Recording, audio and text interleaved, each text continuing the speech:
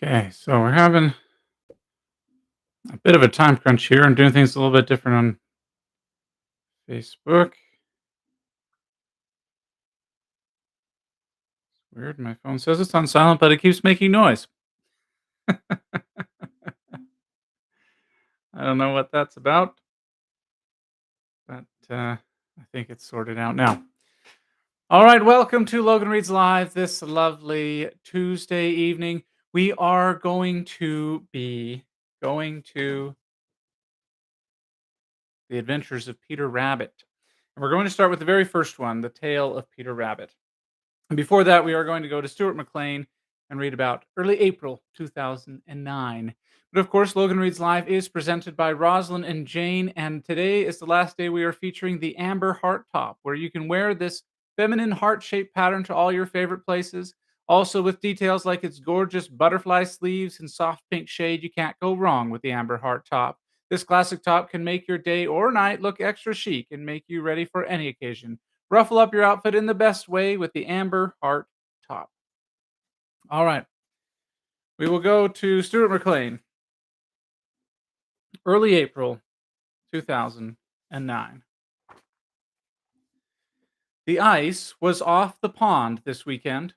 The water brackish, brown, and windswept. A sign of spring, for sure. But a chilly sort of sign. A harbinger more than a hint of things to come. On Sunday, we went for a walk, and everyone and everything seemed to be softening. There was mud where the sun was hitting the road, and the dog got covered in burrs. On Monday, we got out of bed, cautiously, and peered through the blinds. The sky was blue, and the sun bright, but the pond was frozen again. From the upstairs window, it looked like the fragile ice that comes overnight in October puddles, as if it would have cracked explosively if we tried to cross it. But our galoshes are not high enough for the pond, and anyway, up close we found it to be thicker than we expected, and blacker, more January than June, with lots of little brown leaves and other wintry moments caught in its iciness. We tried to snap a piece of ice from the edge, and it came easily enough, bringing to mind those phony glass panes they break over cowboys' heads in the movies. At lunch on Tuesday, standing in the gravel lane, talking to the roofer who had come to repair the wreck of this winter, and listening to the crows, we heard the noon bell on the fire hall tower for the first time in months. Not because it hasn't been ringing, but because we haven't been out there to hear it. Early April. One day summer, one day winter. A year of weather packed into a month.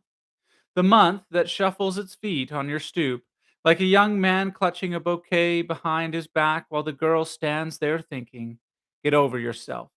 Give me the flowers."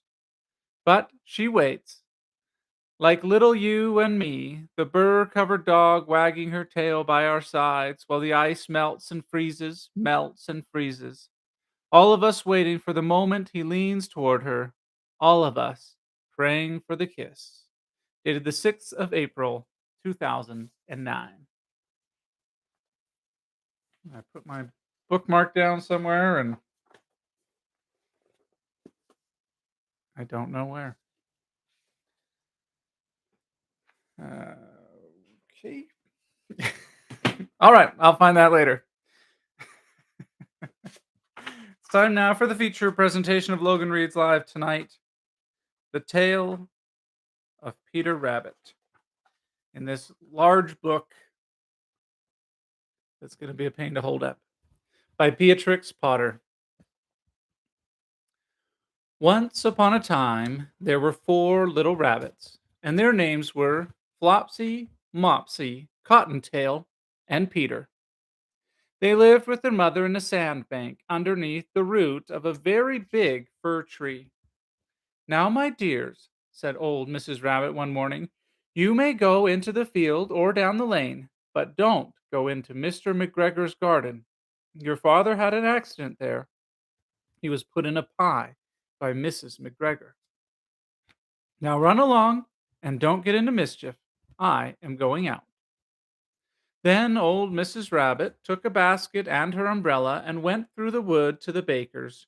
She bought a loaf of brown bread and 5 currant buns. Flopsy, Mopsy, and Cottontail, who were good little bunnies, went down the lane to gather blackberries. But Peter, who was very naughty, ran straight away to Mr. McGregor's garden and squeezed under the gate. First, he ate some lettuce and some French beans, and then he ate some radishes. And then, feeling rather sick, he went to look for some parsley.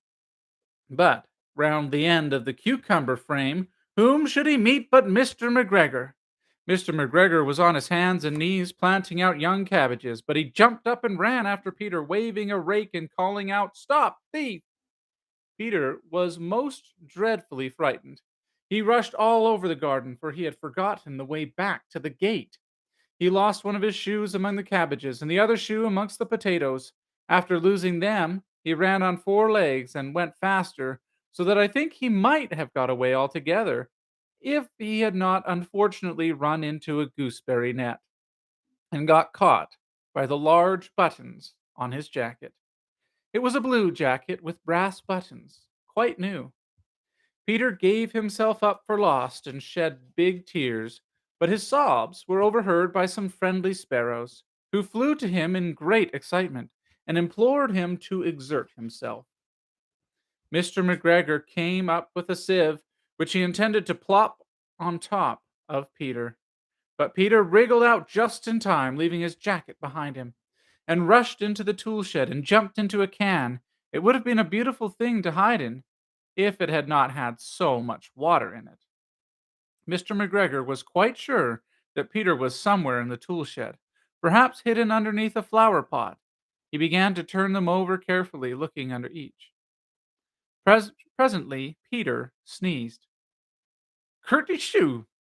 Mr. McGregor was after him in no time, and tried to put his foot upon Peter, who jumped out of a window, upsetting 3 plants. The window was too small for Mr. McGregor, and he was tired of running after Peter. He went back to his work. Peter sat down to rest. He was out of breath and trembling with fright, and he had not the least idea which way to go. Also, he was very damp with sitting in that can.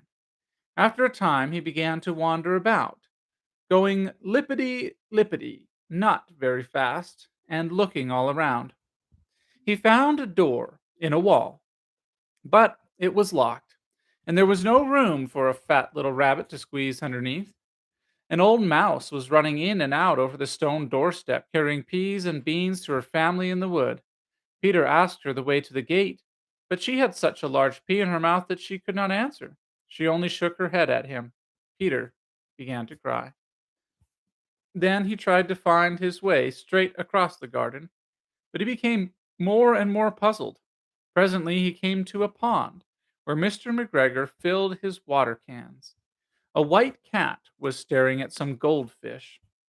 She sat very, very still, but now and then the tip of her tail twitched as if it were alive. Peter thought it best to go away without speaking to her. He had heard about cats from his cousin, little Benjamin Bunny.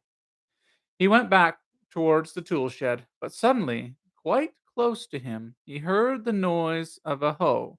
Scritch, scratch, scratch, scritch. Peter scuttered underneath the bushes, but presently, as nothing happened, he came out and climbed upon a wheelbarrow and peeped over. The first thing that he saw was Mr. McGregor hoeing onions. His back was turned towards Peter, and beyond him was the gate. Peter got down very quietly from the wheelbarrow and started running as fast as he could go along a straight walk behind some blackcurrant bushes. Mr. McGregor caught sight of him at the corner, but Peter did not care. He slipped underneath the gate and was safe at last in the wood outside the garden. Mr. McGregor hung up the little jacket and the shoes for a scarecrow to frighten the blackbirds. Peter never stopped running or looked behind him till he got home to the big fir tree. He was so tired that he flopped down upon the nice soft sand on the floor of the rabbit hole and shut his eyes. His mother was busy cooking. She wondered what he had done with his clothes. It was the second little jacket and pair of shoes that Peter had lost in a fortnight. I am sorry to say that Peter was not very well during the evening. His mother put him to bed and made some chamomile tea, and she gave a dose of it to Peter, 1 tablespoonful to be taken at bedtime. But Flopsy, Mopsy, and Cottontail had bread and milk and blackberries for supper.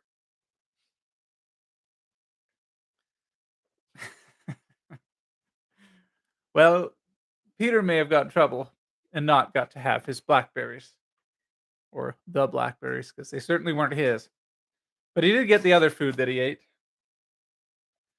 Anyways, thank you so much for coming and listening to Logan Reads Live today. I hope you enjoyed it. Of course, Logan Reads Live is presented by Rosalind and Jane, where you can find the amber heart top and wear this feminine heart-shaped pattern to all your favorite places. Also, with details like its gorgeous butterfly sleeves and soft pink shade, you can't go wrong with the amber heart top. This classic top can make your day or night look extra chic and make you ready for any occasion. Ruffle up your outfit in the best way with the amber heart top. There is, of course, a link in the description where you can go directly to the amber heart top and a link for rosalindandjane.com where you can find the whole beautifully curated collection of women's clothes. Thank you so much. You have a lovely night, and bye for now.